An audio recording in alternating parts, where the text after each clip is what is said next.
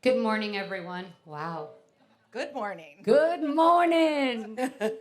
It's wonderful to see you all today. I'm Chris Guilfoyle, the president of SeeHer. SeeHer is a coalition within the Association of National Advertisers focused on gender equality, the accurate portrayal of women and girls in media, marketing, advertising, and entertainment. And within SeeHer, we have a vertical, SeeHer in Sports, because it is our goal to increase the representation and distribution of women's sports content so that all little girls and young women can see themselves and have the opportunity to achieve their very best potential. Hi, I'm Elsa. Ooh, geez, that comes on. I'm Elsa. I'm a staff photographer with Getty Images. I'm based in New York. I shoot nothing but sport, and I am very passionate about covering women's sports, documenting that sport history of the day, and showing that women and girls can be fierce, powerful, and relentless, and be truly themselves. It's one of the few spaces where we can be who we are and go after what we want and chase our dreams, and with reckless abandon, I guess. And that's what I think is so fascinating about sport. Oh, you got One. How's this? Okay, I'm not blowing you guys out. Hi, everyone. I'm Kellyn Smith-Kenny. I'm the Chief Marketing and Growth Officer at AT&T. I think I found my love for sport as a very young child. I am the daughter of a Major League Baseball player, so it was like by the way, any Red Sox fans out there? Okay, there's some people giving me the side eye. I like the Yankees too. Thanks, Nick. So, like, did you see that? There was stink face. Side So I had no choice but to be an athlete myself, and I feel like exactly what you said. It made me so much more confident. It made me a better team player. It made me better at what I do today at work because I know that everything that we do at work is a team sport. And the other thing I love being on this side of it is female sports fans are the best. They are so passionate. They are tech savvy. And they are, wait for it, 2 times more likely to remember your brand than fans of men's sports. How awesome is that? Okay, over to you. I feel like we're going to say a lot of the same things, but yeah. Can I go first? Yeah. I'm Sophie Kelly. I work at Diageo and run the whiskey business in North America. I'm super excited to be here, so thanks, guys, for having us on Sports Beach. What is sport, man? I'm Australian, even though I've lived in the US, so basically sport's more important than academics in our country. I grew up playing it, I grew up having to do it, and I grew up trying to be good at it my entire childhood, squads and swimming. But listen, I think it's just magical. It's got such a sense of community at it, such a sense of celebration, such a sense of ritual, and basically brings people together in a whole new way. As far as the athletes, I mean, this week has just been such a pleasure to get to know so many, people in sport, athletes in sport, hear their stories, and, just actually, I mean, here we are as brands. I'm looking at them thinking, geez, they do a really good job of marketing and building their brands. And what an amazing relationship that we can have with people like this as marketers and help get their stories out there, their dreams out there, and help them realize what they want to do. Hi, everyone. Good morning. I am Scout Bassett, a Paralympic or U.S. Paralympic track and field athlete. I run the 100 meters, 200 meters, and it's been quite a journey for me to be here. I was born in Nanjing, China, and I lost my right leg in a chemical burn. And shortly after that, I was left on the streets and taken to an government-run orphanage where I lived for the next 7 years before I was adopted at almost 8 years old and brought to a small town in northern Michigan. But I came to America and I did not speak any English and grew up in a town of predominantly 1,600 people, of predominantly Caucasians. And I think growing up I always felt like the foreigner, the outsider. And sport was such a great way for me to find some wholeness in all of that, a sense of belonging, and something outside of the classroom when you don't speak the language. So, and just a way for me to be able to do something that I had not been able to do in the orphanage, and that was to be active, to be mobile, to move. And it's completely changed my life and taken me to the Paralympic Games, and I'm just thrilled to be here with all of you today. Thank you so much for sharing your story, Scout. It's really incredible. And Christine, so the SeeHer organization has been doing a lot with women in sport. Can you maybe tell the audience a little bit more specifically? Absolutely, Robyn. And when you say we've been doing a lot, I just want to make sure that all of us can give a round of applause for this amazing installation and the opportunity for me this morning to shoot a basket at the hoop. As I said, shoot. Exactly. So SeeHer's commitment to sports is incredibly important for a lot of reasons. First, we know statistically that 96% of C-suite women played a sport. So it is a path to leadership. That level of confidence, commitment, teamwork is extraordinary and unreplicatable for a young woman and girl to be able to move, to create community, to make decisions, time management, you know, all of those things that we need to excel in business. So for that, getting more women in the C-suite and all of the steps in between, sports is a fantastic avenue. But we're all here to understand how to connect with consumers. You know, for our dollars to count, we all have a lot of choices. And what we want to demonstrate at SeeHer, and Kellyn, and I know Sophie is going to say it as well, it's like, if you put your money in women's sports, consumers will respond. And they'll respond 10, 20, 30 times exponentially more than men will. It's saturated for the men's marketplace. We know that 83% of adults say that representation of women in professional sports will further women's equality. Ladies and gentlemen, we are still behind. If you listen to the Washington Post, they're saying 300 years. Gen Z and boomers agree on one thing, and it's sad that equality for women is not going to happen in their lifetime. And I say to all the marketers in the room, you may be willing to write off the boomer. Their lifetime value is almost, you know, ticking to its end. But are you prepared to write off Gen Z, 14 to 24, 27, depending on the statistics that you're looking at? And don't expect that Alpha, the generation that's represented here in the front of the room, that they're going to believe that gender equality will be eradicated if we all in this room don't take action. And sports is a place where your money exponentially will drive consumer sales results. You know, Sophie and Kellyn, I see you shaking your heads over there. Don't be shy at all. I mean, I would love for you to tell the audience a little bit about what each of your organizations is doing with women and in sport. Okay, so I need to start. I just love stats. I'm a sports fan, right? You love stats. So I came across something the other day, and it was comparing women's soccer, women's professional soccer, with MLS, men's soccer league. And what it showed was that the viewership of women's soccer games is almost identical to men's. It's only 2% less than men's. It's pretty close to equal.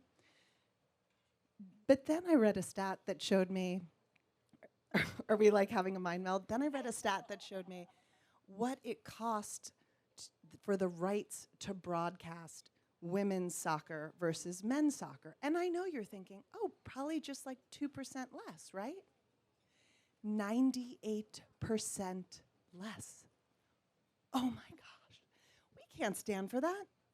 We can't stand for that. Anyhow, so the reason I call that out is because not only is the audience incredibly compelling, And certainly the audience does. There's plenty of men that watch women's sports, but women watch women's sports, and women are making 80% of the purchase decisions in the home. $20 trillion and 80 for women's spending power, and 85% of all U.S. purchase decisions sit at the chief woman officer within their Love household. that. Let's coin that term. Woman. The CWO. So you heard it here first, folks. So you've got all this incredible content, all this incredible buying power. Obviously, we know the audience is super compelling. And then you look at, to your point, the return on marketing investment when you do things with the WNBA, when you do things with women's soccer. Here was something that we are big sponsors at AT&T of Women's March Madness. We also sponsor Men's March Madness. What do you think the rights fees cost to broadcast Women's March Madness? 3% of what it costs. 3% of what it costs to buy the rights to Men's March Madness. Now let's just take a stroll down memory lane. Let's go to April, when the women had their final game. As an MLB fan, have to be right by family, that women's game had more people watching it than the Major League Baseball All-Star Game, than the NFL Pro Bowl game, than the NBA All-Star Game, and, wait for it, Major League Baseball World Series final game. Wow. It had the biggest audience on ESPN Plus ever. So it's like, how can you not invest there, right? It's where the smart money goes. So we love working with the WNBA. We love working with Women's March Madness athletes. We love shining a spotlight on the athletes themselves. They are amazing, amazing brand ambassadors. And those leagues are so collaborative. It's one of women's superpowers. Yeah. Over to you, Sophie. Take it away. Bring it home, sister. I mean, let's talk about collaboration. That is massive with women's sport, and I don't think, get it the same way that you do in women's sport. To add to the statistics game, I believe I read, and I can't even remember where I read it, that if you think about what we've just talked about, which is the viewership that you get for a moment and the engagement you get for a moment in women's sport, and the fact that it gets 10% of the broadcast availability, 10% versus men's sport. So imagine if we could just, get on with it and give it more share of voice in broadcast, how much more value we would be driving into it. So that's just a stat. Look, what do we love about being involved in women's sport? We're very involved in it. It's a community. I think it's taken sports sponsorship from transactions for us and sponsorship deals to relationships and long-term commitments. They're also, I'm going to say something probably slightly different, but amazing platforms to drive purpose and social impact. If I think about what we do with women's soccer, Angel City Football Club, Gotham FC, at the heart of our sponsorships is an inbuilt pay it forward for future female athletes, okay, and their businesses. So instead of just, a money exchange, there is at the heart of that deal iPhone Women grants that go forward to pay it forward to help future athletes, future female sports business people. And I think that's really important and really different. So the notion of having a valued relationship, a partnership that's long-term, partnerships that are actually based in purpose. Then when you look at the players, we're not doing silly deals like, oh, when will you do a social media post for me and turn up at this one event and maybe we'll write this one line. No, we're getting involved in a relationship with them. If you look at Ashlyn from Gotham FC, she is a creative force behind that team. And all of those women players have their own handles, have their own brand, have their own products that they're marketing. And when they get engaged in a brand, it's almost like they're interviewing you for a relationship. And once they're in, they're all in. So you need to look at these things from a different level of ROI due to the fact that they're not represented enough on broadcast, and think about value in a different way and how you're activating your partnership. And I would just say make it long term, and I think we all need to write bigger checks. Woo! Touche. I agree with that. Now, Elsa, you have a different lens. Can you just, pun intended on that? It's 9 a.m. That was a good pun.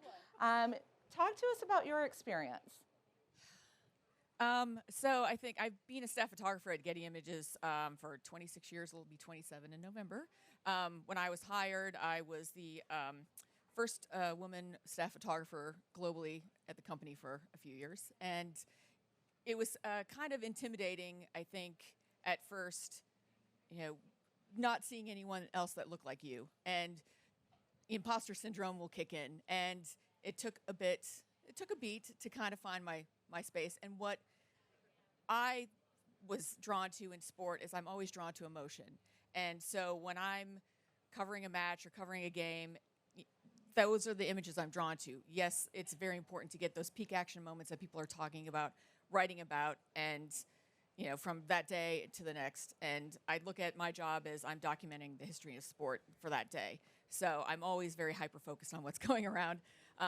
But I just love reaction pictures because I feel like as a viewer, you can make that human connection, and you can see yourself maybe in them too. If you're having a great day, you can get along, resonate with that celebration picture. But I think what I love about sport is that it's just amazing to see what athletes can do, what women athletes specifically can do, and just to see how that's a space where we can be powerful and we're not going to get backlash for it. And that's what I love about that. And I think, Scout, we're so inspired and humbled by your story. Can you talk to us a little bit about, what it takes with the grit and the grace, and just kind of any tips that you have for us along the way? Well, for the tips, I have a new book coming out this fall, so maybe check that out. Yes. It's coming out September 26th, but you can pre-order it now. And the book is called Lucky Girl, but it's 10 lessons, themes that have been crucial in my life. And it's a toolkit, a guidebook for any young woman about how to navigate those various challenges and struggles that I've experienced throughout my life. But what I will say is when I started doing Paralympic sport, I was living off of my friends' couches in spare rooms and in and out of my car because there were no brands that were interested in working with Paralympic athletes with disabilities. So often you would hear, oh, y'all are too niche, or we can't make money from sponsoring or working with athletes with disabilities. There's not enough exposure. Y'all aren't seen enough. And so those were a lot of the no's that we got. And in Paralympic sport, we don't make money from doing our actual sport. And what I mean by that is we're not part of a league, a WNBA league, or a national federation that pays us a living just doing our sport. So for me to do this, I've had to solely rely on brand partnerships, marketing opportunities, speaking, and that's the only way. And yet the barrier to entry is so high. Running prosthetics, walking prosthetics, are as much as a brand new car. And they're not covered by insurance companies. And so I really rely on my partnerships to be able to afford the cost of those items. And I share all that because so much of what we're about and the work that we're doing is, it's so great to see this movement and momentum towards women's sports. But I can't tell you how many times I've seen an ad that features that, or we talk about diversity and inclusion, and I don't see anybody with a disability on any of these panels or these boards or these ad campaigns. And yet 1.2 billion people worldwide live with a permanent disability. So this is not just a small group of people, yet they're largely forgotten and don't have the opportunities to be seen and heard from. And so I'm really hoping that with the opportunities that I have, that we're continuing to change that. In Paralympic sport, you ladies did such a great job talking about stats. Women only make up roughly 30% of the athletes that compete at the Paralympic Games. And all advertising globally, less than 1% features a person with a disability. So we have to do better, and we can do better. And so much of the things that we're working on, we've started the Scout Bassett Fund, which is directly going to fund grants to young women athletes with disabilities to be able to basically do what the opportunities that I've had, so that they're not in the same position that I was in when I started out doing this. And I'm so excited about that, and I know there's so much more progress to be made, but the Paralympics is coming to the U.S. in LA 28. And it's the first summer Paralympic Games. In Atlanta in '96, they didn't actually have a Paralympic Games. And so I'm really excited, and I think between now and then we have a lot of work to do to get Americans and to get the world really on board and to really appreciate and respect the athletes and who they are and what they're about. Thank you so much for sharing that. And just for the audience, again, can you please repeat the name of your book and let us know where we can pre-order it? The book is called Lucky Girl, and if you go on my Instagram, there's a link where you can pre-order, in my bio, where you can pre-order it and see where to purchase it. And I think we better get active about the Paralympics coming to the US and do Yes. something, people.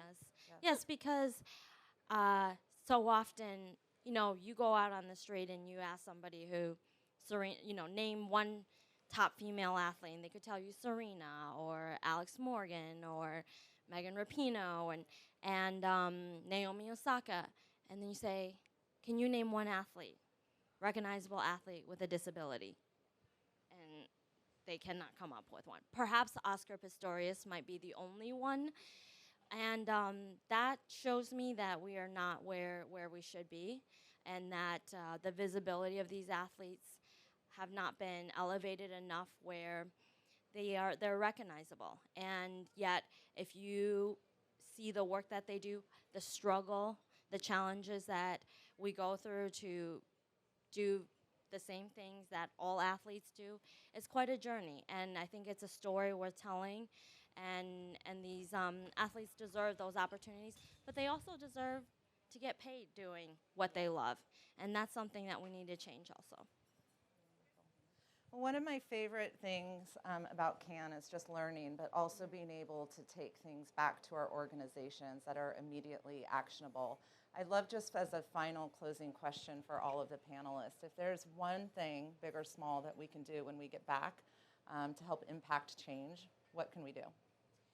I think everyone wants to help, and it is about education. So at SeeHer, through our partnership with AT&T, we have the SeeHer in Sports scorecard. And that scorecard, downloadable, open access for all, allows you to benchmark your gender equality progress inside your own organizations. We have one for brands, media, teams, leagues, and venues. And ultimately, this guide not only allows you to assess where you are today, but where you want to go tomorrow, and actionable steps to get you there.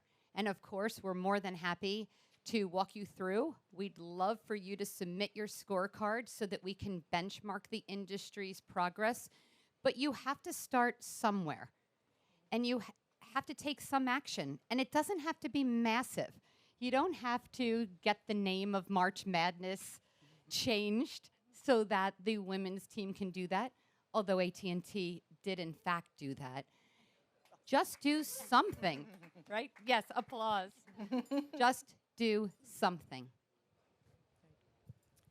At least from my sphere anyway, I'm always pushing to cover more women's sport. I live in New Jersey, just outside New York City, and all of my managers are men, and so that's just kind of the nature of the beast. But they're finally starting to see the importance of covering women's sport, not only from a visibility standpoint, but the fact that customers want images in real time of women's sports, and not just the World Cup every 4 years. So I'm always pushing to cover Gotham games, because I look at my schedule, it's like, oh, hey, I know I'm off today, but I want to cover this game. Can you, I'm going to call and get myself on the list, So I'm just pushing to cover more WNBA, and my favorite thing is doing March Madness on the women's side, just because the crowds are better, the atmosphere is just incredible, and there's nothing like it. And so I think this last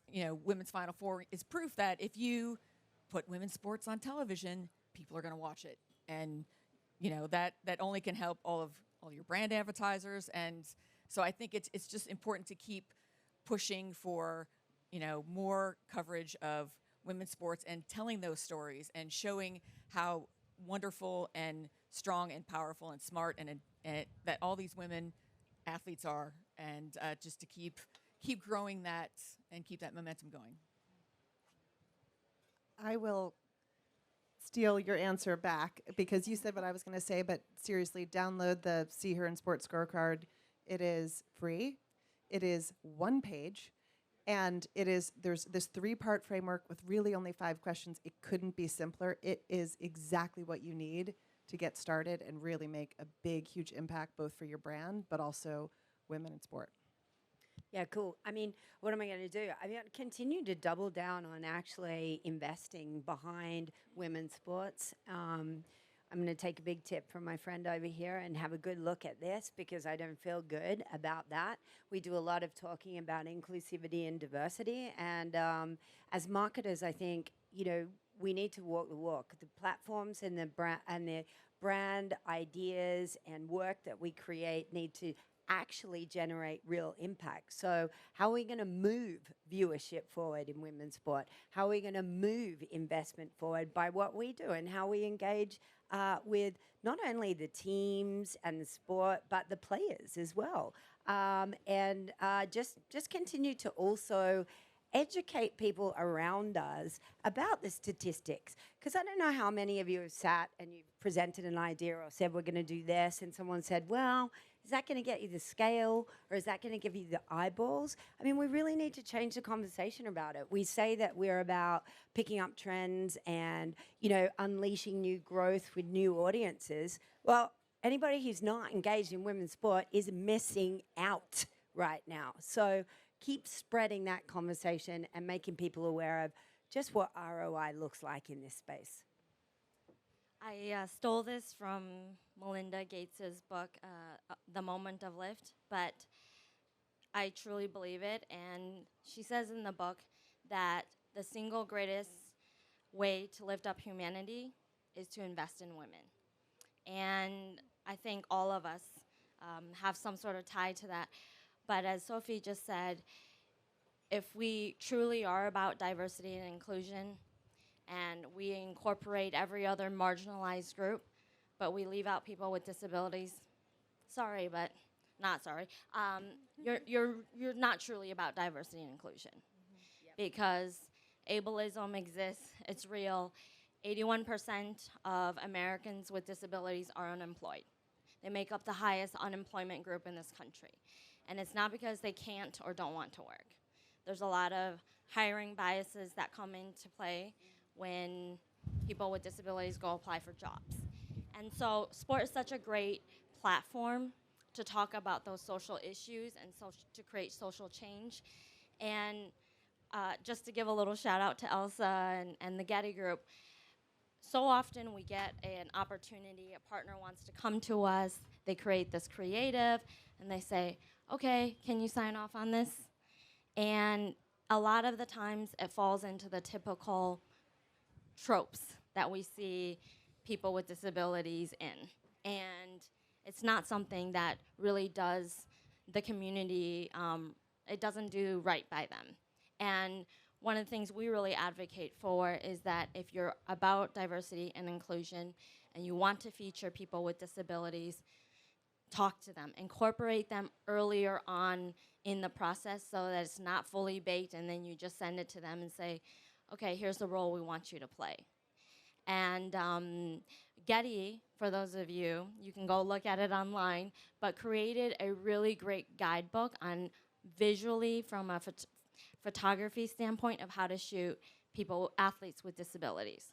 And I've looked through it, I've combed through it, It's so well done. They included myself and some other athletes in that process, and it's really, really thorough. But that's a big part of athletes with disabilities is the visual, the language. And there's a right way to do it, and there's a way that is very demeaning and patronizing of them. But I'm so excited to be here and of the conversations that I've had this week, because I can't tell you how many people have come up and said, oh, I never thought about you all, people with disabilities. And I'm glad to hear that, because I realize that people are listening and it means something. But there's so much progress to be made. Let's continue to do the work and to support the athletes, to support LA 28 as we quickly approach that. I think you've got an opportunity to come and talk to all the marketing companies about just how we do that, Scout. There's a whole revenue there for you. I'm more than happy to provide the platform and do the Exactly. invitation. It would Let's be my go. pleasure. Well, thank you everyone so much for participating on the panel, and Scout just for helping to inform and raise awareness around all of this. Truly, really incredible. Thank you. Thank Well, Thank you, Thanks, Robyn. Thank you, Robyn.